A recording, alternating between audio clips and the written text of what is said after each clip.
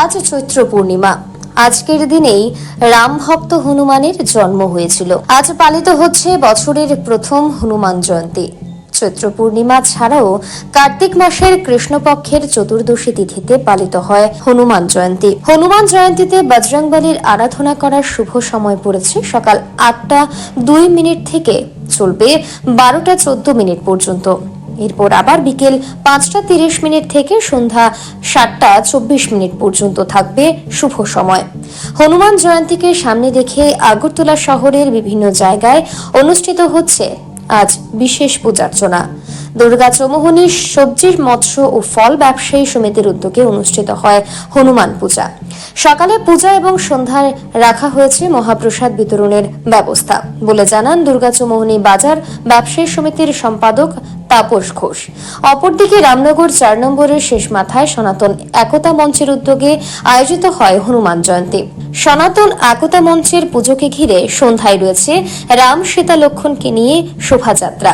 তার পাশাপাশি রয়েছে সাংস্কৃতিক অনুষ্ঠান, হনুমান চাল্লিসার পাঠ সহ একাধিক অনুষ্ঠান। উপস্থিত থাকবেন এলাকার বিধায়ক দীপক মজুমদার বলেও জানান সনাতনী একতা মঞ্চের সভাপতি আশিস পাল। তার পাশাপাশি আগরতলা শহরের বিভিন্ন জায়গায় অনুষ্ঠিত হতে দেখা যায় হনুমান জয়ন্তী। আমাদের সনাতনী একতা মঞ্চ আমরা এবার তৃতীয় বর্ষ আমরা এই বজরংবলীর পুজো করতে যাচ্ছি। আমাদের পুজো শুরু হয়ে গেছে, আর বাকি আমাদের অনুষ্ঠান সন্ধ্যার সময়। আমরা সন্ধ্যা আরতির মাধ্যমে আমরা দ্বিতীয় পর্বের অনুষ্ঠান শুরু করতে যাব।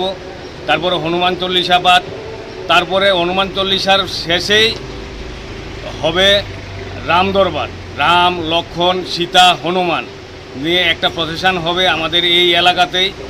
তারপরে আমাদের সাংস্কৃতিক অনুষ্ঠান, পাশাপাশি আমাদের প্রসাদ বিতরণী আমরা সন্ধ্যা 7টা থেকে শুরু করব। আমরা যতটুকু কন্টিনিউ করতে পারি রাত্র 11টা 12টা যাই বাজে আমরা আছি। আপনাদের সহযোগিতায় আপনারাও আসবেন এবং আপনাদের সহযোগিতায় এই এলাকার সবাই আমাদের আজকের এখানের বিশেষ অতিথি।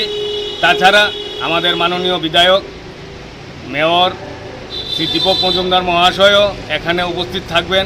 স্থানীয় যারা কাউন্সিলর আছে। ব্যুরো রিপোর্ট, পাবলিক নাও।